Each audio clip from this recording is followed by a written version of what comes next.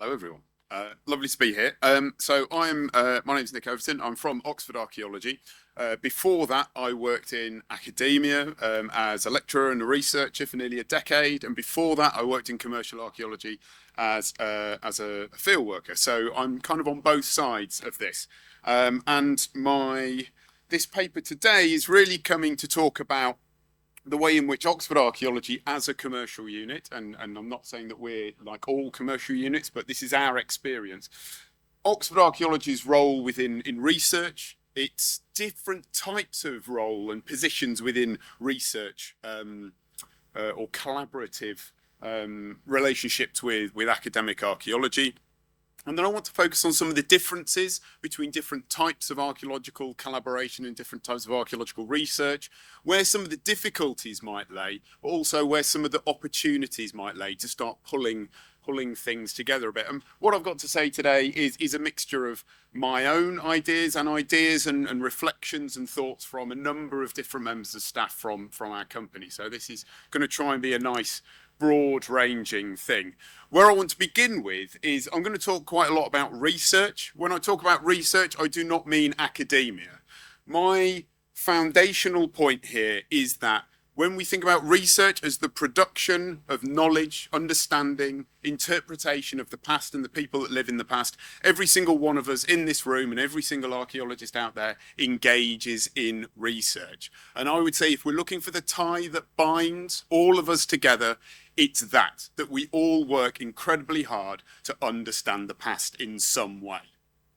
But that's not to say that I'm naive enough to think that all research is the same. I understand that research is undertaken in a range of different contexts, structures, pressures, requirements. And these are some of the differences that I'm going to flag up here. So I want to start first by thinking about the different kinds of collaborative research collaborative relationships we work within. And then we're going to move into thinking about these potential differences. So I kind of flagged up four main ways in which Oxford Archaeology engage in collaborative research relationships. The first one is we are a producer of data. We undertake very large infrastructure projects which create huge data sets. In academia, especially in the last 5-10 years, the rise of big data projects that are gathering enormous amounts of data on a national or international scale means that the data that we produce from our developer-funded projects feed directly into these big data projects. This is perhaps what we might class as a very traditional research relationship, a hierarchical research relationship between developer-funded archaeology, which produces the data, and then academic archaeology, which consumes the data. This is only one type of research relationship that I believe exists, though, so this isn't the only thing that's going on.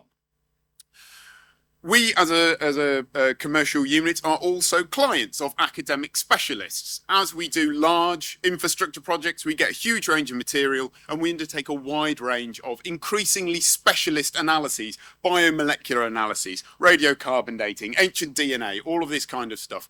And a lot of this specialist expertise, and especially the specialist equipment, is beyond the remit of us as a company. So we have to go to primarily academic specialists. We either collaborate with them or we pay them for their services, and then they feed their information back. So that is a separate type, more of a two-way research relationship between academia and commercial archaeology. The third research relationship type that I think we can see is that we work more collaboratively with academic institutions. So we are project partners on a number of academic-led projects, such as the Remade project about Roman and early medieval metalwork coming out of the University of Reading. And in there, we contribute data, we contribute materials, we contribute expertise, but we also have a reverse channel where we are finding ways for to develop CPD for members of our organisations through that project. So it's a two-way stream of collaboration and action. We also, as has been mentioned already, We are, as a commercial unit, run field schools for academic departments, such as UCLAN. I'm from the Lancaster office of Oxford Archaeology, and we have run a field school at this site. This is Windy Harbour up in Lancashire. One of my colleagues down in the Oxford office also has been working really hard to try and identify research opportunities for postgraduate students using material in our collections and our sites to identify suitable projects for master's level research. We've also in the past been involved in as partners in collaborative doctoral awards, again with UCLAN up in Lancashire. So there is more collaborative stuff going on there. And then the final research relationship that OA undertakes is that we are also leaders in research. So we have a current project called Rewilding Later Prehistory, which is run by Oxford Archaeology. And Oxford Archaeology, we are the leaders and the grant holders. It's UKRI funded, and we collaborate with a range of other people. I've got to try and remember this. The Universities of Oxford, the University of Exeter, Historic England, Hepplewilds, and NEP, the Rewilding Estate. But we are at the centre of this research constellation. We are not a bolted-on element of it. We are right at the centre, and we are working to kind of collaborate with all of these different groups. So here, we're trying to place developer-funded archaeology right at the centre of this research group. We are also undertaking a Historic England-funded project about biodiversity net gain, where we are trying to gather research and resources from academic and developer-funded archaeology and making it accessible to non-archaeologists who are engaging in nature recovery schemes, which is a really important part.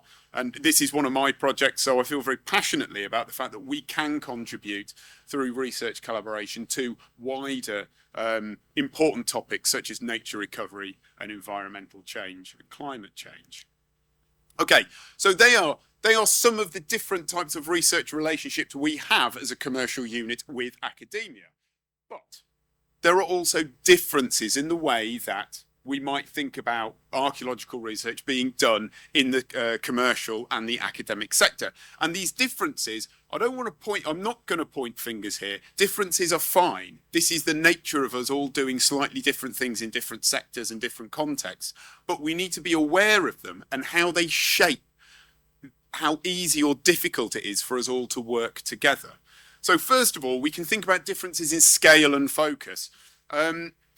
In commercial archaeology, we're dealing with site-based stuff. So we're digging single sites. Even large infrastructure projects are still in relatively discrete locations. They're producing enormous data sets that are multi-period. And as a result, generate an incredible knowledge that's based on the regional level. And then you have people working in these commercial units that have incredible regional knowledge. Change of human activity over millennia in a particular region. In academia, we might think that at least some research that's going on is different in scale. Sometimes it may be national or international in scale, and that can be because of a lot of pressure from universities asking for increasingly high impact research to be undertaken. You might also see that this research is particular period specific or particular material specific. Research projects on Neolithic pottery or Bronze Age metalwork as opposed to multi-period activity at a single site. Now, some of my colleagues flagged this up, and I'm aware of this as well, that this means that sometimes people from the academic and the commercial sector can talk across or past each other. Because although we can be working on the same materials, we can be looking to try and understand slightly different things. Are we looking to try and understand regional change over millennia? Or are we trying to understand broader scale change of a particular material type at this site, but also loads of other sites across the country? These are differences that are just part and parcel of the way we do archaeology, but it will affect the way that we talk to each other if we don't recognise that we're not all necessarily trying to get at exactly the same thing. Okay. Another thing is that there is differences in ideas of perceived value. We have to be aware that there are inequalities in pay, in prestige, in prominence between commercial and academic sectors, and that may produce the idea that certain types of research at certain scales about certain things are more important than other types. Whether you believe this is right or wrong or true or false, it is a potential key friction point when we come to start working together in collaboration. And I also would argue that local, regional scale understanding is really, really important. Our work with nature recovery schemes at the moment, OA are doing a number of projects with nature recovery projects, actually understanding change at a regional level so we can think about future management strategies that will be resilient to future changes by understanding past changes over millennia are really important. So regional, national, international, we shouldn't be thinking better or worse, they're just different. It's different research, it's not hierarchically valued. And also period focus, we've mentioned this a little bit already. It is difficult for commercial units to start making connections with academic departments if those departments do not focus on British archaeology, because we dig in the British archaeological realm. If you are trying to work with academic departments that focus on the Aegean Bronze Age, it's going to be more difficult to start making connections, and that can be a difficult thing for us.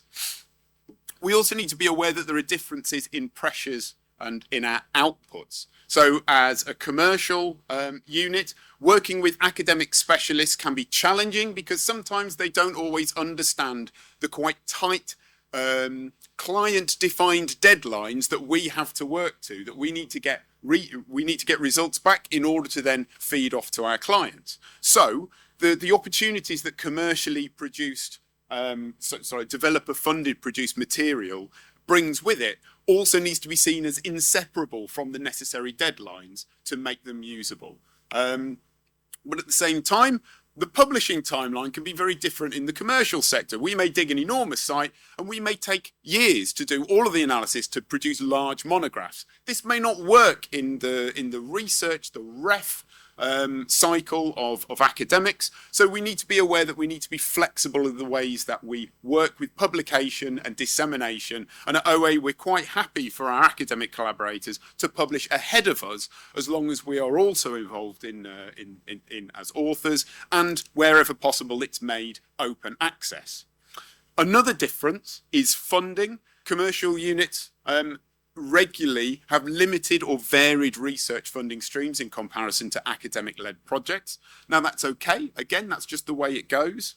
There are ways for commercial units to expand their funding streams, but it means that, say for instance, when commercial content is being written into grants, the academics that are writing those grants need to understand how to fully and properly cost commercial unit time into these projects. This is again a problem that we've seen in the past when we try and incorporate this stuff. I'm just going to keep going. And finally, there are differences in value. Now, Sadie Watson published a paper very recently about the idea of how we go about valuing our work in commercial archaeology, and the idea that commercial archaeology shouldn't measure our research outputs using an academic yardstick. The ref is one of the ways that academics are measured on their research. And to the academics in the room, sorry, because it's rubbish. But it doesn't mean that that's the way that we, as somebody in developer-led archaeology, that's not necessarily how we need to be seeing valuing our outputs. We can think about the fact that different practitioners will have different metrics for measuring their value of their outputs. And at OA, we're an educational charity, so we're really committed to delivering positive and lasting social, economic and environmental outcomes as part of our project, which may not align with the ref metric in academia. So we are looking for something slightly different to an academic partner. And so this quote came out, this is one of my colleagues, they said, greater collaboration would be good as long as it's good for everyone. And I think this is the thing that really got my head thinking about this whole presentation, is that different people do research differently because of a range of different things, and we need to make sure that people have different foci, different objectives, different opportunities, different funding, different outputs. These are inherent to different types of archaeological research. If we want to collaborate well together, we first of all need to understand the specific pressures that each other are going through. We need to understand other people, because we're all working really hard as we can, probably harder than we should be. We all need to understand how hard and how difficult and the hoops each other have to jump through, so that when we come to design collaborative projects, we can make sure that everybody's hoops are covered. That's quite an ambitious thing, but I think if we want collaboration to work, we need to make sure that requirements and needs are met across the board. And the final thing I want to think about is, with all of these different differences going on in different sectors, they may be seen as difficulties, but we can also see what are the opportunities, what are the specific themes and ideas that an academic, commercial and other sectors, across sector collaboration, what are the big themes that we could address through cross-sector collaboration that each sector on its own couldn't do? Don't think about our differences as problems. Think about them together as a strength, that we could produce something bigger as a sum of our parts than on our own as separate things. Thanks for listening.